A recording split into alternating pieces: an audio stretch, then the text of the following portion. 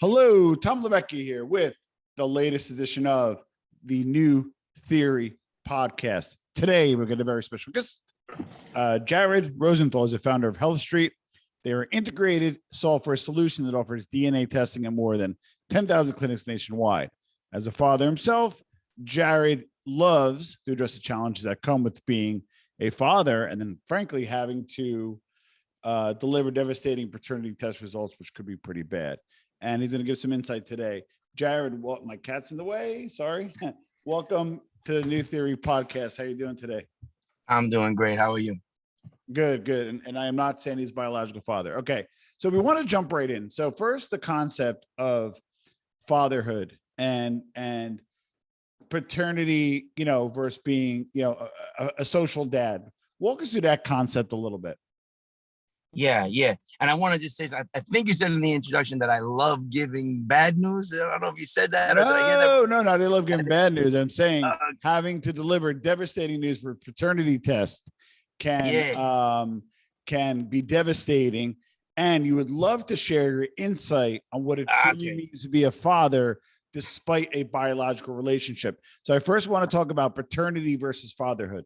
Right. And it's such a key distinction. But I just, so it's like, we all as men have this instinct to fear that maybe, if you have a kid, that it's not really your kid. And no matter how close you are with your significant other, your wife, whatever the case may be, it's just a biological seed that's planted that for evolutionary reasons, we have it in us, right?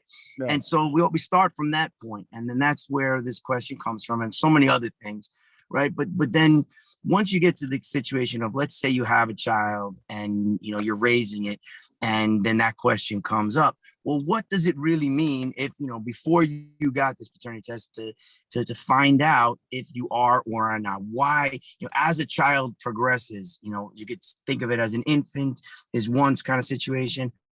As it becomes a toddler, as it becomes a 5-year-old, as the child becomes older, then what is the meaning of this test that could tell you if you're actually not the biological father of the child versus what you've been doing all along raising that child. Well, so let me ask you, is there any stats or do you have anything that if, for sake of argument, you're, have a 5-year-old kid or whatever from the formative years from 0 to 7, do you have any data or can you speak to, somebody has a feeling or something's not right or somebody comes forward, how many of these relationships tend to not be biological? Like, is there 1 out of 100 or is there an increasing trend? Can you speak to that a little bit?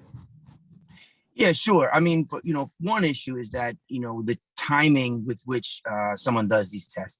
Amazingly, people wait decades, right? So sometimes we get people that come up to me on the street and say they I used to have a truck, a paternity testing truck. So they would see it and they would run up and they say, I have this issue. Paternity testing truck? Yeah. We had Who's Your Daddy painted on the side of the truck so people would see it and take pictures. Okay. And then, but sometimes people would stop and say, hey, listen, I got to find this out. It's killing me. I said, what's going on? You just had a child? No, she's 20. Like, what do you mean? It's a burning issue that you waited 20 years to find out. Sorry, I lost you for a second. We lost you. We have your audio. Keep going, and then try to restore your visual. There you go. Yeah, sure. So, so what I always encourage people to do is if you have this question, resolve it as soon as you can, because the younger the child is, the less damage that can come out of a test result that's not to your liking. In terms of stats, about a third of the tests come out different than what people think. Well, that's what I was getting at. So you're saying, so really quick, so you got a paternity testing firm, right? And you do a whole bunch of tests, right? And then ideally, you want it to be consistent with the nuclear family, right? And then of those, 1/3 are not what they expect it to be, essentially. Well, I wouldn't say that that's a third that's not consistent with the nuclear family, but just not consistent with what's expected. So we get all kinds of tests. It's not just wow. Yeah, that's high. Yeah, and those are, and you know, the more sure somebody is, the more dramatic it can be to get the opposite information. Okay, Yeah, and so there's all kinds of reasons. It's not just having a suspicion. There's all kinds of, you know, legal reasons you might need a test, and immigration reasons, and all kinds of stuff that would cause you to get a test, sometimes without ever having a doubt. And then all of a sudden, you know. So hold on. So I have a quick, I'm going to say something in a minute, but I want to get your feedback first, and I want to tell you my story. Who orders these tests? Is the father typically, or the mother? Who orders them both. typically? Okay. No, it's both. You know, like we do all kinds of DNA tests, like siblings and uncles and aunts and things like that. But usually the key there is figuring out who the father is, right? That's why there's a doubt, right? Because then they're unsure about what happened either recently or far back in the past. But no, we have mothers that come in. I mean, you know, there are some more salacious kind of situations where they come in and they try to get the, figure out who's the father of their child and without their husband knowing, and that kind of thing. I have a quick story. I was 21 years old. I was working for a big pharmaceutical company, and they gave us a tour of LabCorp. I'm not sure if they're one of your vendors. Or if you work with them or a competitor, I'm not sure they land, right? But anyway, so LabCorp, I was kind of walking down the wrong aisle because they were giving us a tour, and it was like the Oompa Loompas, like testing, and the sales rep goes, "Oh, that's a 24-hour, paternity testing facility." I'm like, "Wow, they're pretty busy," and he goes, "Yeah, we're one of the largest, in the country." And I just said, out of curiosity, I said, I'm kind of surprised. I figured you kind of know who it is. I said, who typically orders these tests? And I'm just telling you what he said at the time. This goes back about 20 years ago. He goes, it's mostly the women because they are not sure who the father is. Versus it's not the guy saying I'm the father or not the father, or trying to clear my name or trying to get into that. It's the mother saying, oh shit, I'm having this kid, or I had this kid, and I kind of don't know what's cooking. Is that common? I would not say it's the majority of the cases, but it's something that does happen, right? I was mortified by that, by the way. Yeah, I mean, look, this is the business that I'm in, and one of the most important things for me and for what I teach our staff is you really can't have any judgment, right? So, we get all kinds of crazy situations that if I just start rattling them off, it's gonna sound like I'm trying to like get a reaction, like trying to be judgmental. Yeah, and they're the outlier. They're probably 3% of the cases are extreme and crazy. Right, and those are crazy, and you do have to sit back and say, man, wow, we've had cases where, we've tested. It wasn't until the 8th, guy that we found out who the father was. Wow. Really extreme stuff, but they're also bordering on either extreme, kind of behaviors or potentially, other problems that are going on. I mean, for somebody to have tested 8 guys is probably some other serious issues. As crazy as it sounds, and you want to laugh, and it's like, okay, well, what the hell's really going on here? And but we've had really sad ones that still break my heart when I think about having to give the news to somebody who's raising a kid who never had any doubt about it, and all of a sudden has to take a test for whatever reason. Sometimes a lawyer tells you need to take it during a divorce, or with immigration, we have that issue come up a lot, where they have to take a test to prove that their kids that they're bringing, that they're sponsoring, let's say, are really their kids. And all of a sudden they find something out that, sometimes it's more than one kid at the same time. We've had cases where, they tested 2 kids to bring them, and they were both not the father's kid. And it's like a pretty horrible thing, and so like, and then, what I started thinking about is this whole question of, so like, what does it really mean? Okay. So now know that blood bond is broken. I think the biggest damage is the sense of betrayal and how much time. Well, that's what I want to get to before you deep dive into that. So let's go first. You're in a situation where you believe to be in a monogamous relationship. You raise a child for 5 years or whatever it is. For whatever reason, you do the test, and it's not yours, and you're the husband. What have you seen? And what is your recommendation, seeing this kind of over and over, if you will? Well, my recommendation for the guys is always to think about the child first, right? And you know, if there's any time, you know, that they can prepare for, that they need to think through what will they do if they find out the opposite of what they thought, and you know, how to prepare, because you know, the longer the older the child is, the less it is about you and the more it is about the child. And you now have a responsibility. And you know, and this is even held up in legal, you know, there's cases where guys turn out not to be the father, and they are held responsible as the father, because they have acted as a father. Basically, even the law recognizes you're the dad in many states. It varies, you know. But the biggest thing for the fathers is to really think through that question of biology versus you know, just relationship, nurture versus nature, that kind of thing. And are you still the father? There are plenty of amazing adoptive fathers that never had the question about whether, you know, they never thought. So they deal with it in a different way, but they don't have that sense of they've been lied to, you know. So that's removed from it. And I try to get these, you know, some people to try to think of it that way. All right. So just separate the two. You're still the father. You have to deal with the relationship issue separately with your significant other, but you know, the child is what's most important. And then we also have the, you know, the kids that grow up, and then the adoptive parents have to deal with the fact that sometimes kids want to find out who their biological parents are, and that's a whole nother ball of wax. Well, I want to stick to the family construct for a moment. So I see the utility in obviously knowing the truth. I mean, anybody who's reasonable will understand that.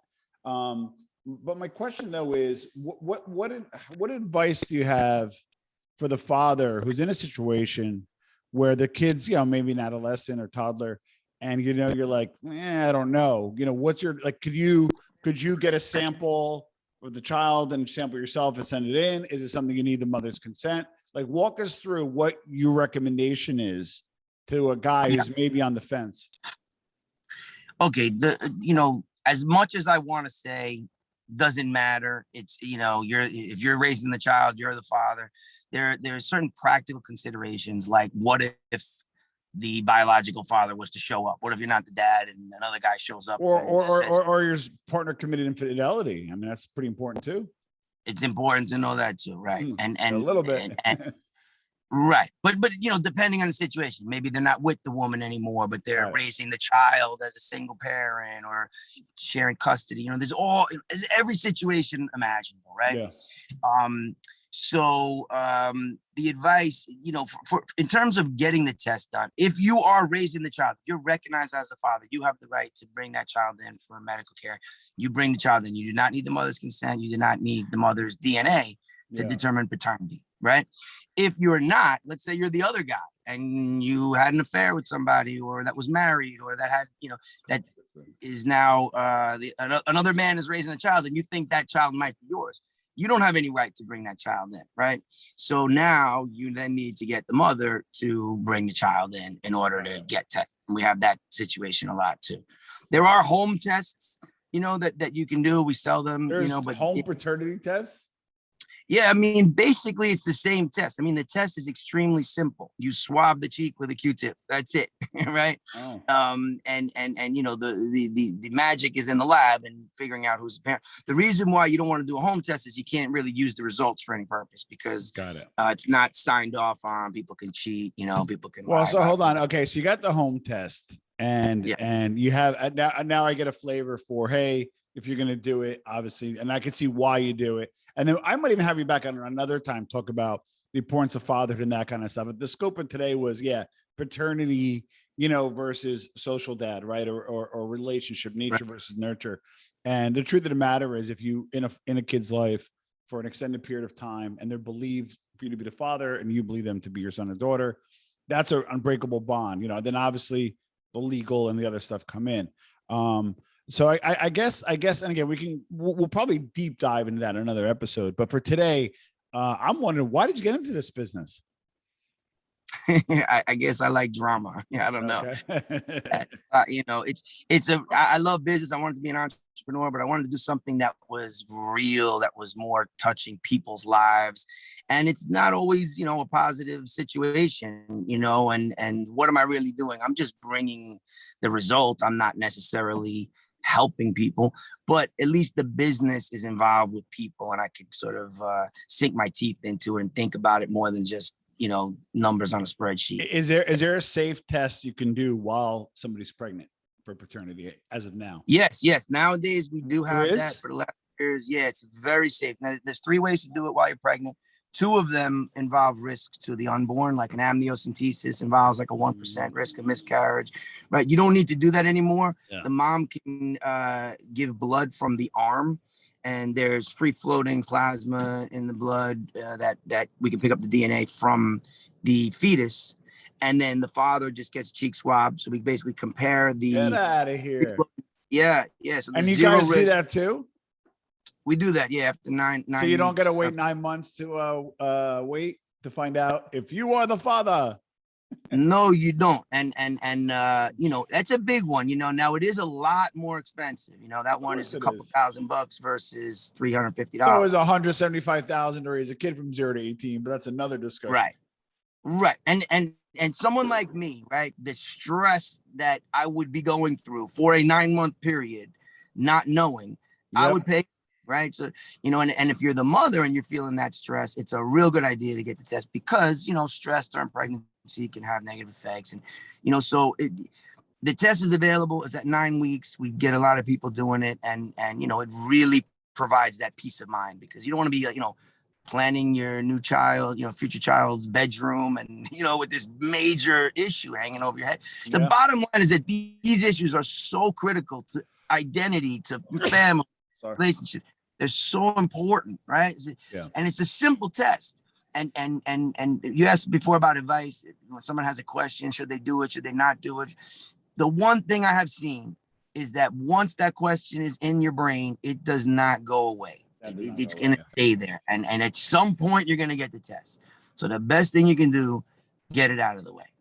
Think about what you'll do with if a negative kind of outcome, but the question is not going to go away. Great point. And then how long did you start Health Street? 2010. Oh, so you've been around a while. And then you service over 10,000 clinics? Yeah. Well, we have relationships with clinics that do these collect for us. So when you start, you know, if you got a kid in California and you live in Florida, it's no problem. You don't got to fly and drive. We can get you swabs in different places and then send it in. I used to do it all out of an RV. So that was the Who's Your Daddy truck. I was driving around and we were doing it forward. Yeah, it was a lot of fun, you know, but it's a little more effective from a business standpoint to be able to do it nationally. I love it. And they're probably, again, we could probably even do a third episode just on the scaling and the business aspect. But thanks for being on the call, man. This was this was a fun one. This was an interesting one. Well, not a fun one. I don't want to discount it. That's not nice to say. But Jared, this has been an interesting one. I'll leave it at that. So Jared, how can people find you? Health Street, health-street.net. Beautiful. Health name. Yeah, we'll put a link below. Jared, thank you for coming on. You know, you're in the field today, so I see you're working. Good luck to you, and let's keep in touch. I would love to have you on again and talk a little bit about the importance of father presence in the home, regardless of how that looks, biological versus paternal. And then also let's talk about how you scaled. So we'll keep in touch. And Jared, thank you for being on the show. Thank you so much. Have a great day. Ciao.